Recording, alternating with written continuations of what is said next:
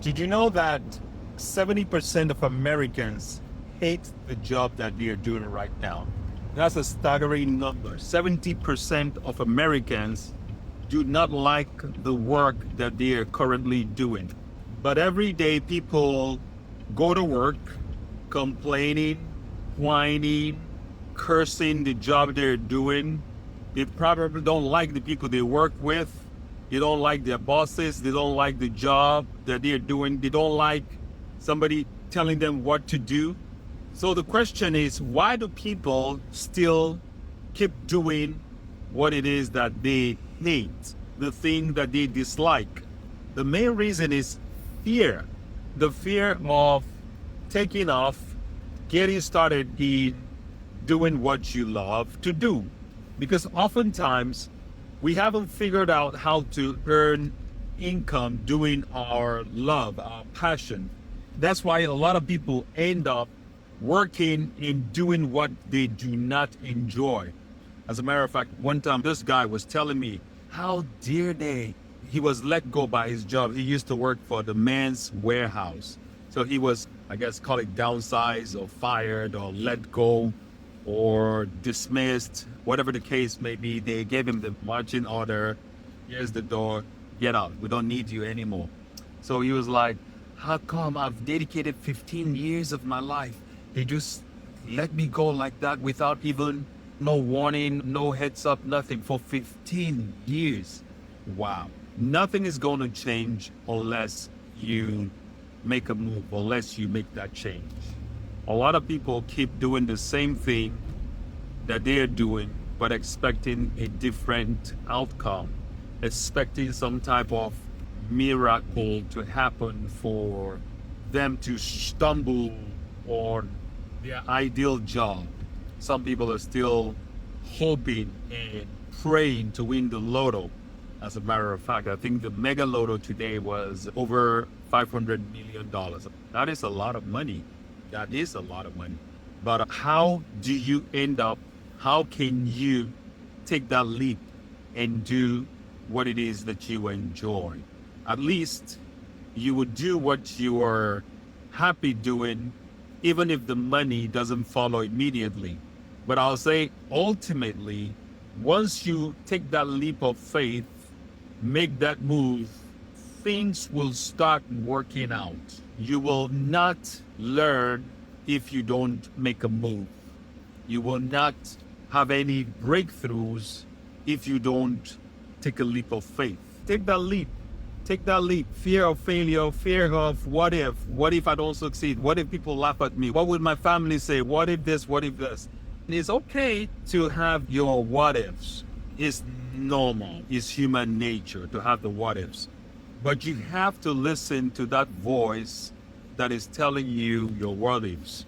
Because we have that two voices in our head all the time, the hero voice and the villain voice. The hero voice is the one that tells you, yes, go ahead, buddy, go ahead, do it, do it. And that hero voice shows you a lot of possibilities that can come from making that move. But the villain voice would always say, you want to stay safe, you want to take it easy, and don't make any drastic changes. I'm trying to protect you. Those voices that you hear, which is the biggest coaches in our life. The biggest coaches in our life is ourselves.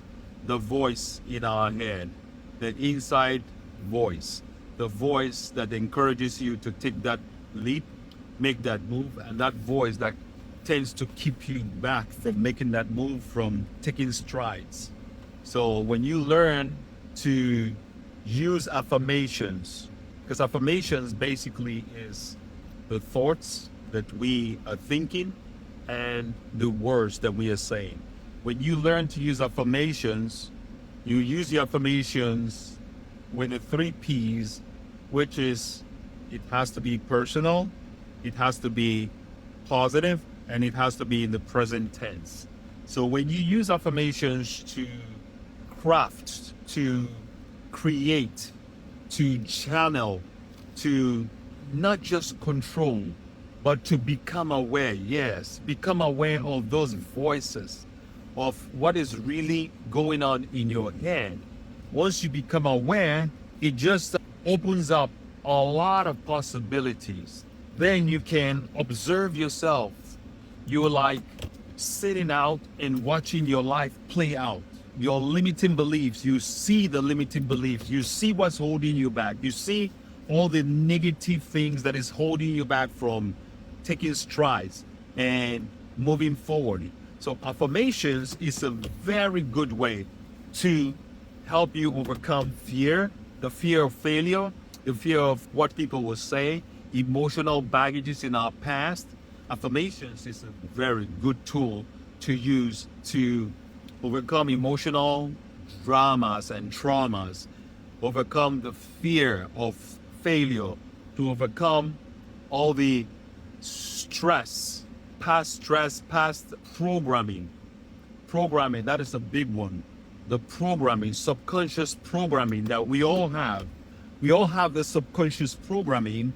So affirmations is a big tool to help us overcome those limiting beliefs. And when I really go into the juice of how to use affirmations, how to craft affirmations, and how to watch your life just change dramatically, immediately, you will not only be taking that move to start that business that you've always wanted to start, you will have more clarity to even follow your ideal passion, your dream job, that desire that you've always had in your heart, that thing that you've always wanted to do but can't seem to find the motivation to get it going because of fears and conditioning and also programming, subconscious programming. There's a lot of limiting beliefs that you don't even know exist. These are things that have been going on inside of you even before you were born, and before the age of consciousness. So use affirmations the right way, overcome your limiting beliefs, and create the ideal life you want. You will definitely get to the point where it becomes effortless to create your ideal dream life. You want to start a YouTube channel. You want to start a social media, become an influencer. You want to increase your sales by learning how to use AI, by learning how to sell, by learning how to create content, by learning how to use content. I was having a conversation today with a family member, and I was asking him, he was talking about he wanted to create some packaging for his new business. So I asked him, do you use ChatGPT? I mean, there's a slew of other AI tools that he can use to create what he wants to do, or to create samples of the packaging he's talking about, and eventually he'll pick the one that works for him. So I asked him if he uses AI and ChatGPT. He's like, no, I don't use that. I'm not even on Instagram, just because of the distraction, because there's just too many things going on. Even I find it hard to keep up with my WhatsApp. There's so many groups and so many people hitting you up. So many people want you to comment on this. Sometimes you end up spending a lot of time just pretty much wasting time responding or joining this group and that group and this group and that group. And so I listened to him just give me his story. After giving me his story, I definitely knew what his limiting beliefs are and what kind of challenges he's going through. So my question for him, or for people that have that kind of story, is this: are you supposed to use the tool, the software, the WhatsApp, or is the WhatsApp supposed to use you? Are you supposed to use social media, or is social media supposed to use you? So if you let social media use you, who is the master now? Who is the master?